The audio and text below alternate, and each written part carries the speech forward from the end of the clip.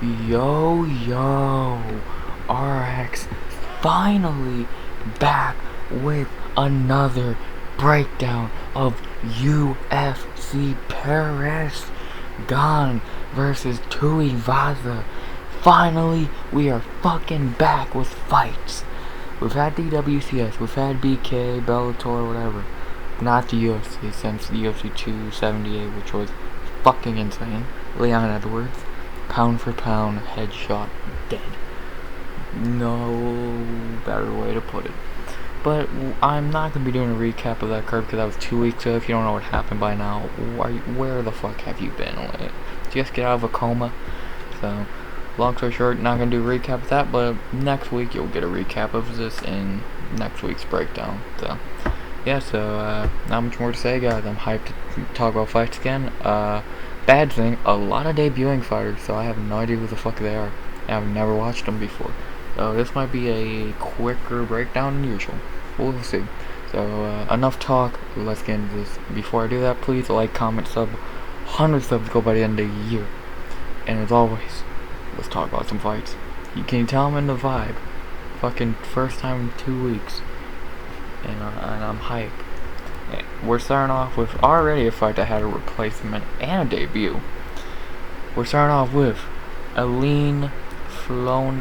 Fiona Perez versus Stephanie Egger.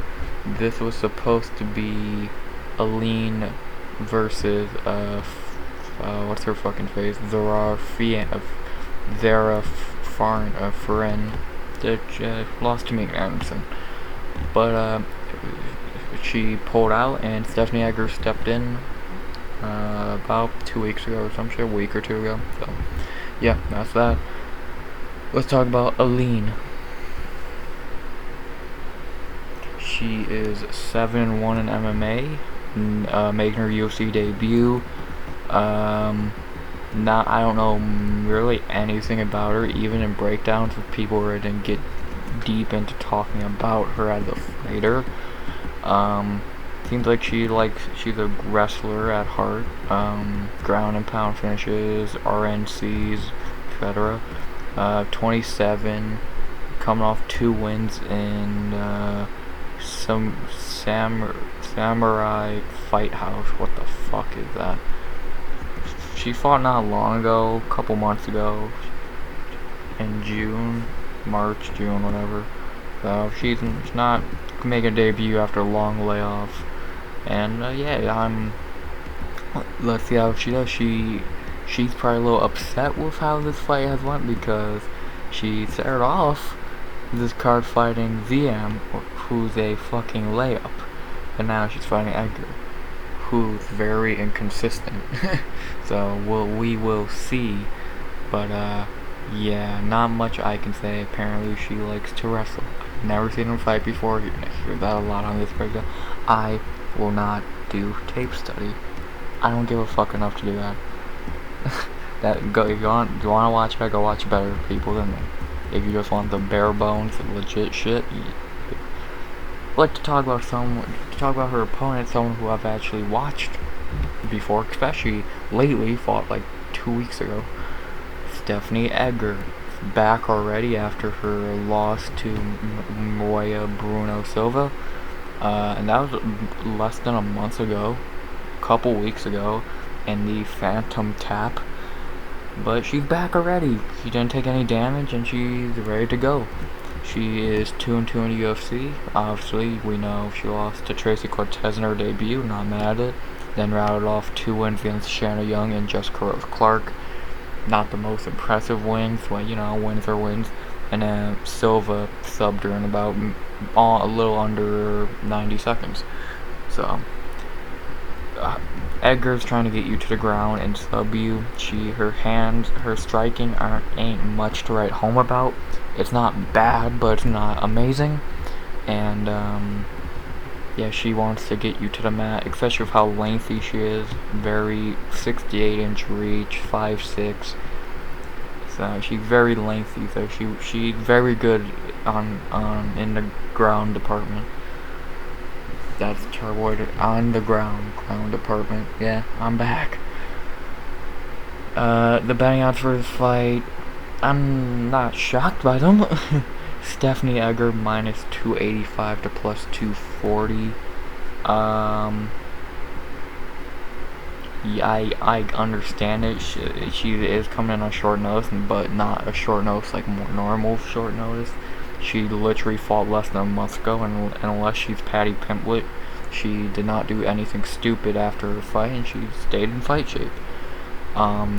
This fight is going down at featherweight 145 since this is a short notice replacement, and having Egger cut a lot of weight really quick like that's very dangerous. I'm happy the UFC did not do that. But yeah, this fight is kind of win or get cut for Edgar. For Perez, it's to see where you are. If you put up good enough performance, you might stay in UFC. If you win, you of course will stay. I don't know how to look at this fight. Betting odds wise, like I said, 285 Edgar. Edgar's really hard to trust. I would have her probably minus 200 on the money. I think having her 285 a little insane. Not really anyone I could say I would have Stephanie Egger minus 285 against. Even 200 is highly pushing it. But you know, this is going to be an interesting fight. I think it's going to be a heavy ground fight. If this comes down to who's the better grappler, probably Egger. Who's better on the feet? Ooh, who knows? We don't know that part of the story yet. We'll have to learn it. Who am I going with? Fuck it. Let's start off this card hot. I'm going to the plus 240 underdog, Aline Perez, because why the fuck not? Do I give a shit? No. Let's have some fun. I'm going Aline Perez. I'll be the only predictor you hear picking Aline Perez, and I'll be happy when I'm wrong. Don't listen to me. Yeah, why the fuck not? I'm going Aline Perez by decision. Why? Fuck it. Let's have some fun. Do I think she's actually gonna win? Fuck no. But am I gonna pick her anyway? Yeah. Aline Perez by decision. What the fuck am I doing? Why am I back? After that, another fight that had a fucking replacement. Second fight of the night, Khalil the Warrior Taha versus Christian Problema Quinonez. Christian Quinonez is stepping in for Taylor Lapis, who was meant to be fighting Taha, but obviously pulled out. So Christian stepped in, coming off Contender Series. So yeah, we'll talk about him in a minute. Let's talk about Khalil Taha. If you've been watching MMA, if you've been watching UFC over the last couple years, you kind of know Taha by now. If you're hardcore, you know he's there, but not much. He's not great. In the UFC, he is 1-3-1.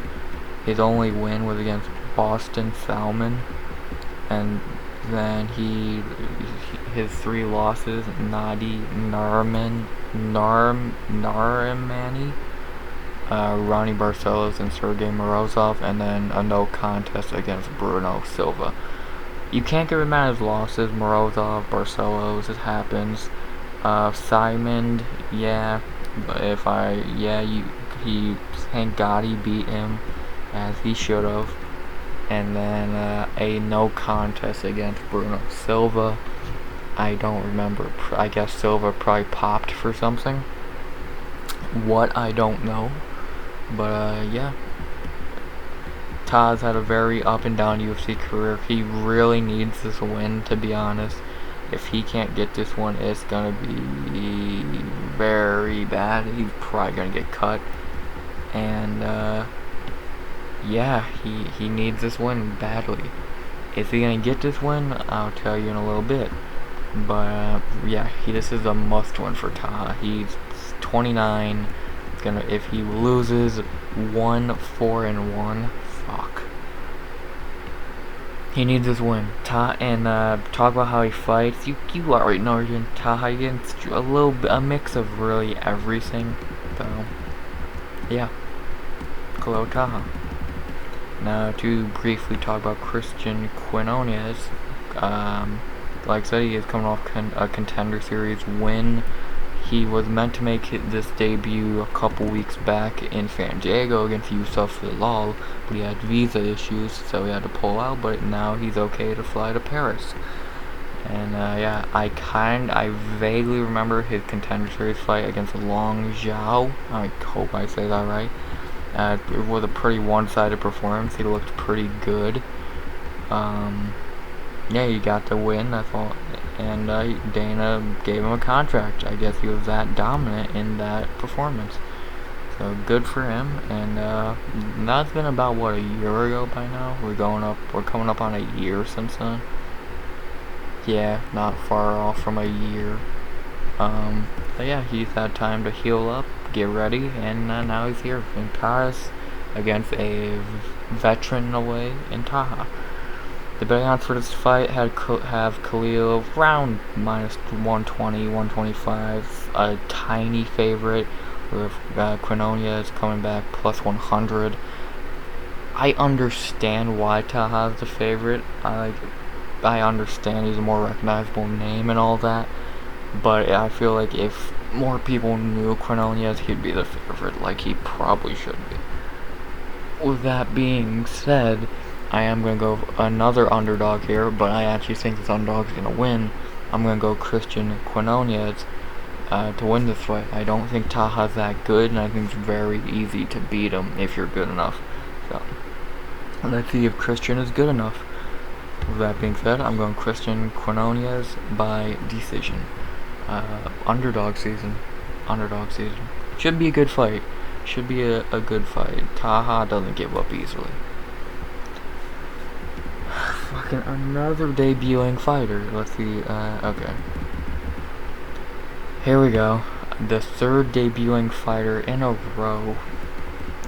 We have not the first person, but the second person, obviously. Next fight, third fight, Benoit God of War Saint Denis versus Gabriel Fly Miranda. Yes, that's a dude, I swear. Obviously, Miranda is stepping in for Christoph Giagos, who was meant to be here, and blah blah blah. Yeah, you get the point by now. Let's talk about Benoit Saint Denis. Benoit is 1-1 in the UFC in his debut. We all remember that referee tried to get him fucking murdered against Aleski Dos Santos, but he showed a lot of heart and somehow didn't die. But then he came back about 7 months later for a fight with Nicholas Stolze, where he ran through him. I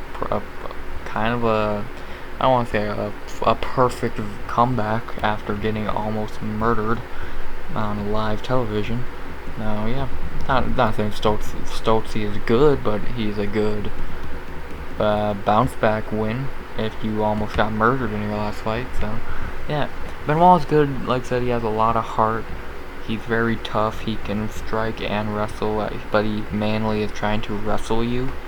And he's a dangerous wrestler. He's very strong mentally and physically. I say mentally because he was in the special forces or some shit. But he is mentally and physically tough like a motherfucker. Mad respect. And yeah, he's very tough. Now to not really at all talk about Miranda, I've never seen this dude in my life.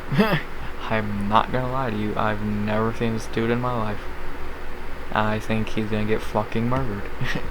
To be fucking honest with you. Yeah, do I even need to say who's winning this fight? Benoit is gonna win this fight. I really don't see any chance for this poor Miranda dude. I think this is gonna be very, very, very fucking bad for him. And yeah, this is gonna go fucking terrible for the poor dude. So, with that being said, me and the betting odds kind of agree. Benoit Saint Denis minus 270. I would move him up to probably minus 4. He is my lock of the night since I am not picking a certain someone later on the card. Should be an easy 90 office for Benoit. He's been in camp getting ready for Giagos, who I don't think's great, but he's fine. And now he gets this Miranda dude, apparently. So, should be an easy night for Benoit at home in Paris. And, yeah, I think they get a W.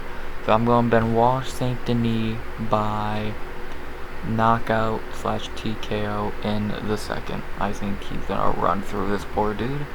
And, yeah, Benoit Saint Denis by knockout in the second, lock of the night. After that, a fight that really should be on the main card as the co-main to the co-main. A banger at 185. And it's not even the feature prelim, it's the fourth fucking fight on the card. I am talking about, up next, Nasruddin Russian Sniper Imavov versus Joe Quinn Numansa Buckley. How is it, you got a top 15 fucking middleweight versus a guy who still has a little bit of a name. How the fuck is this on the prelims? That's not even the feature. If it was the feature prelim, it would make sense. But it's not even the feature prelim. The fuck?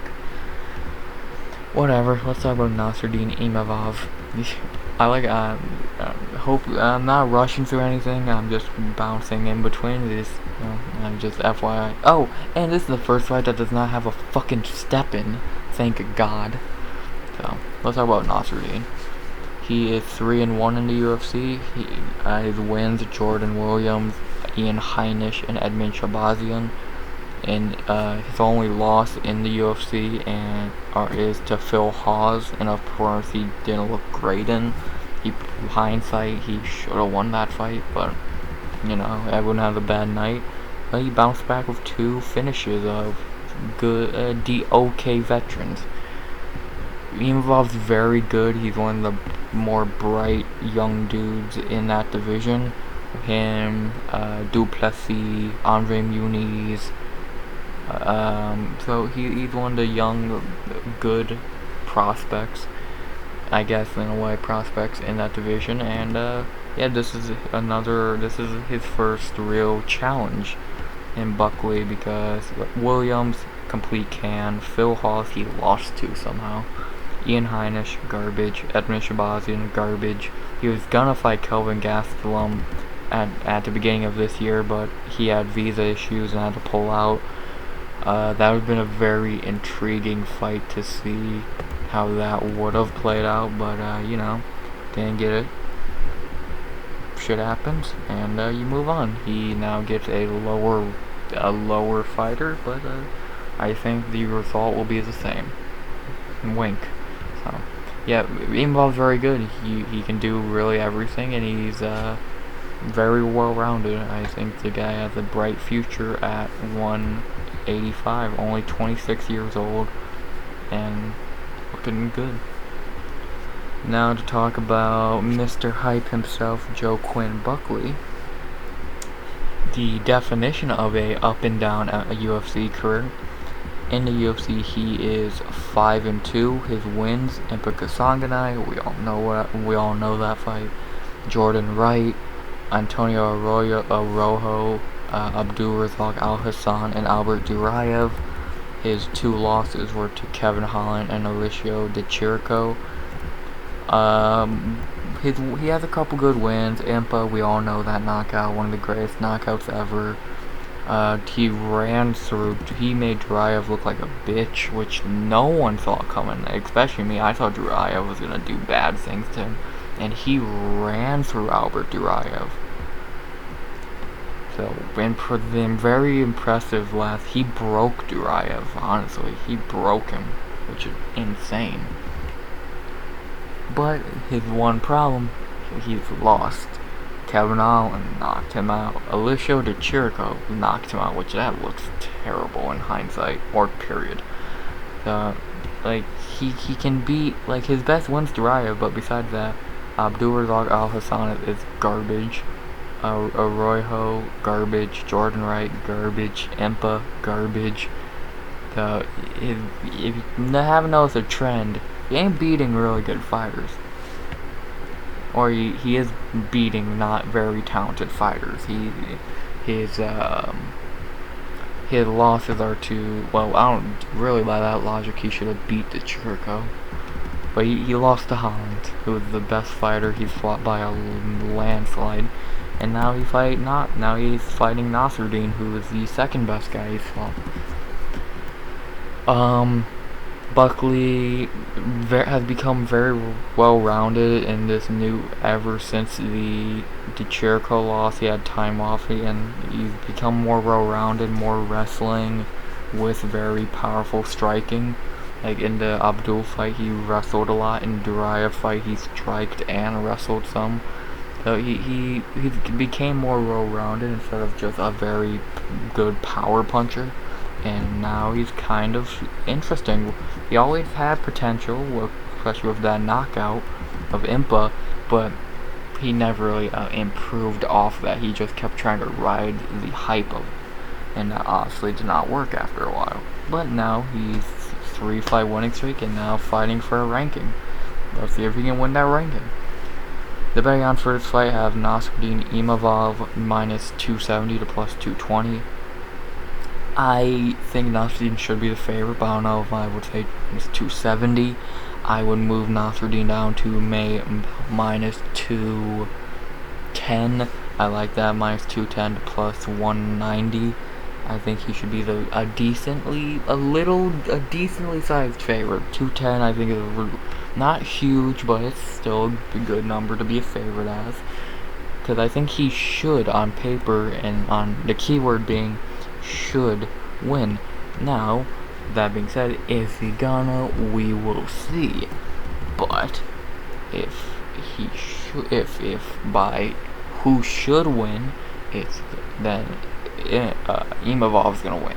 So, with that being said, I do agree with the betting odds, and I am going Nasruddin Imavov to win this. I think he'll do everything he has to do to beat Buckley. And yeah, I'm going Nasruddin Imavov by decision. Very hyped for that fight. By a mile the best prelim. Fucking hell. After that, another replacement fighter. As we got Faraz Smile Killer Ziam versus Michel Mad Dog Figlak. Figlak is stepping in for nobody? Huh. I guess I just booked this fight. Never mind, he ain't stepping in for nobody. Well, I'm gonna shut the fuck up now, but still a debuting fighter. I've never seen him in my life. Let's talk about Ferocity Young. Faraz, he's had a very bad UFC career, to be honest. 2-2. His wins, Jamie Malarkey and Luigi Van Germini. His losses, Don Marge and Terrence McKinney. The Malarkey win, very good. I don't know how the fuck he got that. The Luigi win, really, people only remember it for Luigi almost finishing him at the end. The Don fight, I don't remember, gonna be honest, and McKinney ran through him. The one big flaw with Faraz is that anytime pressure starts to pick up or anything, he starts to crumble bad. Terrence McKinney, Luigi Van Germini, he almost got finished. I'm guessing Don did that too. He anytime a little pressure starts to come, he starts to crumble, and he can't be crumbling. He has to keep his head on straight and not fucking get over worried and start to panic, because that's what he does, and that's why he loses. Overall, he's trying to wrestle you. He's very lengthy. He can strike a little bit, but he's not really too great at it. Yeah, he's just trying to wrestle, and maybe he can in this fight. But like I said, watch out if the pressure starts to come. Watch if ZM fucking panics or not. So, yeah. Now to talk about his opponent, Michel Figlak. Never seen him before in my life. Heard he's not terrible. Coming out of Cage Warriors, not a bad promotion to come out of, especially if you're going into UFC. Conor McGregor, Michael Bisping, Paddy Pimblett, so not bad. Heard he's pretty good, and he's got kind of a layup here if you have any talent as an MMA fighter. So yeah, the betting odds have Figlak minus 200 to plus 165. Honestly, I probably would agree. 8-0 Figlak against Faraz, who's shown many problems in his game. If Figlak can just do the right things, make CM panic, he should win this. So I am going to Michel Figlak by decision here. I think he will do what he has to do to beat Faraz Ziam, and I think it's going to be a good debut for him in Faraz's backyard of Paris. So gonna get a couple boos, but if he can ignore those, he should have a good night. So I'm going Michel Figlak by decision. And now, for some reason, the featured prelim, a wrestling match between Dustin Stoltzfus and, how the fuck am I gonna say this? Abus Magomedov. I think Stoltzfus is stepping in for somebody. Yeah, he is stepping in for Makhmud Muradov. So Stoltzfus is stepping in on short notice. Seems like half the fucking people are on this card. Let's talk about Dustin Stoltzfus. Dustin in the UFC is 1-3 after coming off Contender Series beating Joe Pyfer. He went 0-3 in his first 3 fights with Kyle Dawkins, Rodolfo Vieira, and GM3. Not really mad at any of those. Then in his last fight a couple months ago, he got his first UFC win in a very, I don't want to say impressive, but a decent performance against Dwight Grant, where he pretty much just did everything he needed to do to beat Dwight Grant. So you can't get mad at that. He's just trying to wrestle you. His striking ain't much to write home about. He's just trying to get you to the mat and win. He'll happily grind on you for 15 minutes if he can win. And yeah, I want to see if he can do that in this fight, because his opponent, Magomedov, A, with that name alone, you know he's a wrestler, and B, what I heard, he's a good wrestler. So this is going to be a complete wrestling match for 15 minutes if it goes the full 15. If one of them's a better striker than the other, I highly doubt it's that big of an advantage. I would guess probably Magomedov is a better striker, but I could not really tell you. I know he was in PFL for a minute, but besides that, really can't tell you much. Yeah, not much to say about this fight. Stoltzfus is not really that good, and Magomedov is making his debut finally, after I think it was like the third attempt to get this fight to fucking get his debut to happen. So, with that being said, the betting odds do have Magomedov minus 270 to plus 220. I think I've dropped Magomed a little bit to maybe a 250 on the money. I think that he debut against Stoltzfus is a wrestling match. It's a wrestling match, so anything that happened in a wrestling match in MMA. So, with that being said, I am going Magomedov by decision. Should not be too difficult of a fight for him, and yeah, he should probably win this. Magomedov by decision. Decent prelims, not much to talk about. Nasruddin and Buckley really, and then a bunch of new people or not good fighters. The main card's not much different. I think really 3 good fights and 3 bad fights. But you know what they say.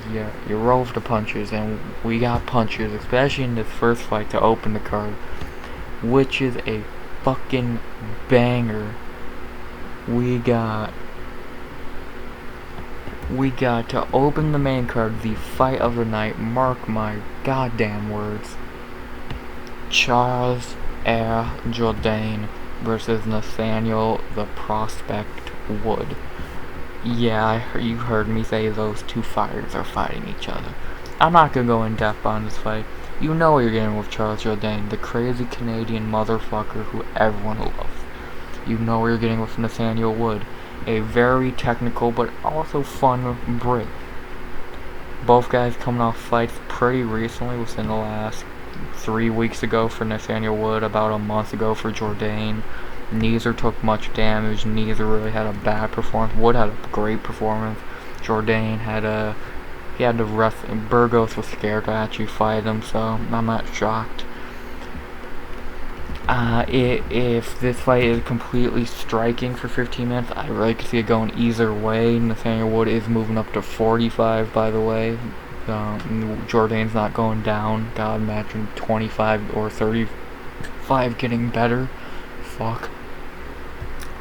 And this was, like I said, this booked like 2 weeks ago. And if this turns into a wrestling match, who had the wrestling advantage? I'm not sure. I'd probably say Wood, but really, I don't see this fight hitting the mats often or at all. I think these two are gonna put on a show for the Paris crowd and swang and bang. So I'm hyped for this fight, and the betting odds also kind of are, with Jourdain being minus 140 to plus 115. I guess I think I'd have Jourdain minus 125 to plus 115. A small favorite, but a favorite. I think he should. Again, the keyword is should win this way. But Wood is Wood in his second fight since the return and looked flawless in his last one. Should be a banger, and I could really see this fight going either way. So I think Jourdain probably should take the win here, but you never know with Jourdain. And yeah, with that being said, I am going Charles Jourdain by decision. Watch this fight. It's gonna be great. Thank me later. Thank the UFC, because that's gonna be a great fight. Speaking of fights that aren't gonna be great, not gonna waste much time on this. I know neither of these two. This fight was booked last week because UFC, I guess, needed 12 fights. And as we got William Jagger Gomes versus Jarno Erns. Won't waste much time. Don't know either. Both making their UFC debuts on the main card for some reason. From what Breakdown's told me, Gomes is very relaxed fighting. He doesn't do a lot. Erns is a little more aggressive, so that could play a big factor. Gomes is the minus 220 favorite to plus 180. I don't know. From what I've heard, I'd probably have it near even. What do I know? I'm just going to say I'm going William Gomes by decision. Not much more to say. Don't know either, and I'll know one after. So, William Gomes by decision.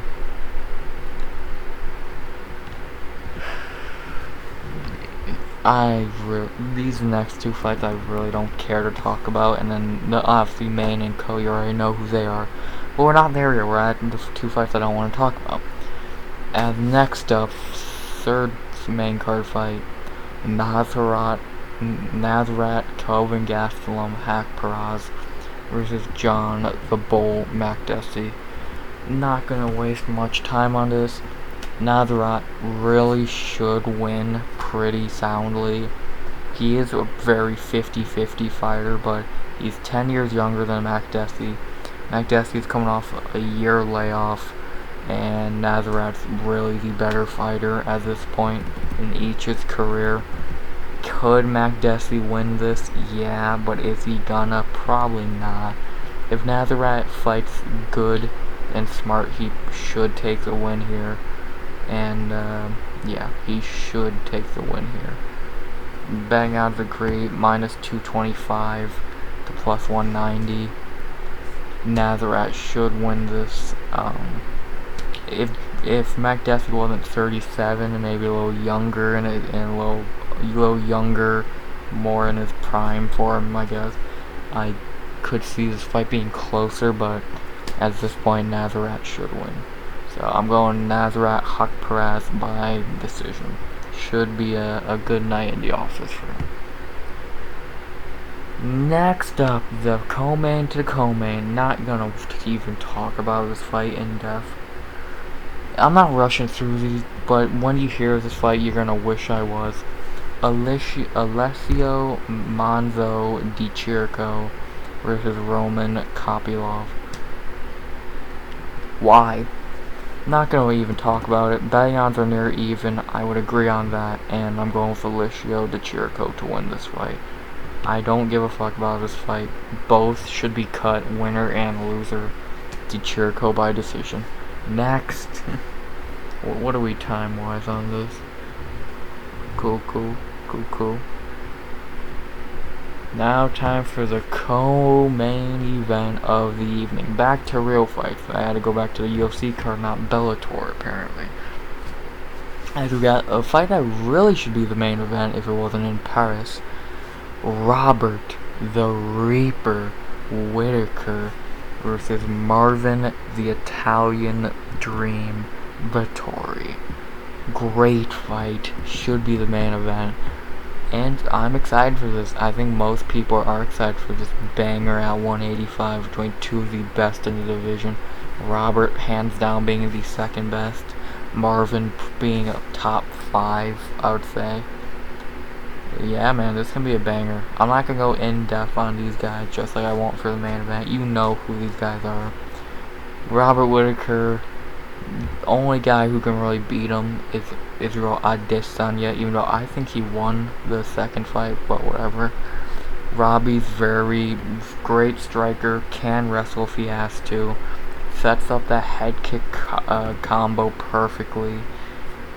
He's dangerous. When he's on his game, he's fucking dangerous. Ask Jacare Souza, Derek Brunson, Darren Till, Jared Cannonier, Joel Romero twice. When he's on his game, Robert Whittaker's one of the best fighters in the world. But against Izzy, we've seen him not on his game. At least in the first fight. The second fight, he looked better. But in the first Izzy fight, it's the only time really we've ever seen him off. So, and I highly doubt Marvin's gonna be able to throw Robert off like that. But Marvin is not a bad fighter. He's constant pressure, gets in your face, has a fucking chin of steel. I swear he cannot be knocked out or finished. Paulo Costa hit him with one of the cleanest head kicks I've ever seen, and he didn't die instantly. Marvin's a tough dude, but I think his toughness in wrestling is the main thing. Honestly, he's not the greatest fighter, or he don't even really have the greatest wins. He just has toughness and a good gas tank. A lot of people agree on the fight that Robert should win, and I do agree with that, and so do the betting odds, with Robert being minus 225 to plus 185. I would have Robert minus 205, 210. He should win this. I think he's the better fighter. He is the better fighter. The only way Marvin wins this is a lucky finish. Robert really could win this in many ways. The most likely way is by decision, which I think he's gonna get. I think Robert will get the decision here. And yeah, it should be another good win to add to his record, to his fucking list of wins. I'm going the Reaper, Robert Whittaker by decision. I'm very excited for this fight, and let's see how Robert looks. If he's talking about going to 205, let's hope he doesn't have a bad weight cut. And yeah, the Reaper, man, W. And now it is time for the main event of the evening. In Paris, France, we have Cyril Bongaman Gan versus Tai Bam Bam Tuivasa. Great main event. Should be the co-main really, but it's in Paris. We'll let it slide. Man, this is a really good fight. Very good fight. We all know Cyril Gane, the most technical heavyweight ever. Yeah, he can get a KO, he can get a submission, he can get a decision. And in the last fight, he took his first L of his career against Francis Ngannou. Everyone's wondering if that fight's gonna affect him. The first L, we'll see. Now he has the bright lights of home down on him. Let's see if he sinks or swims after that first loss.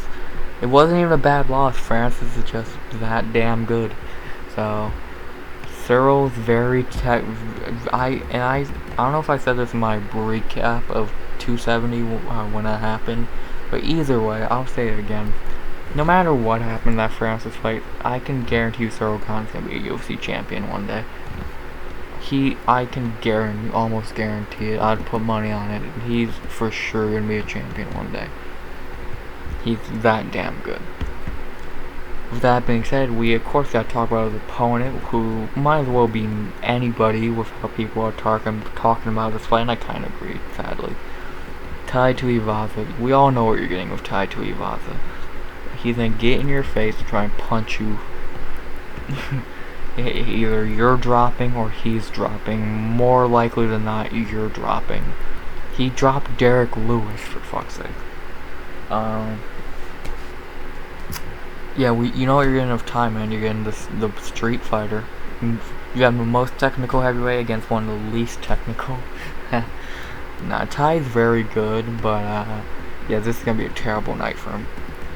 Like, honestly, if you write down the ways this fight could end, Gane's list of winning is way longer than Tai's. Because Tai's way of winning is one way, knocking Gane out by a lucky shot. Gane can win by late submission, early submission, knockout, TKO, decision, any way possible.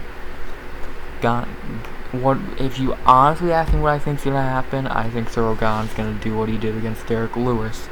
Dance around for a couple rounds, let his opponent gas, and then either he'll go for the decision win, like against the Jairzinho and Volkov, or like in the Lewis fight, he'll go for the kill, either taking Tai down, who's known for bad takedown defense and ground game, or he will go for a finish.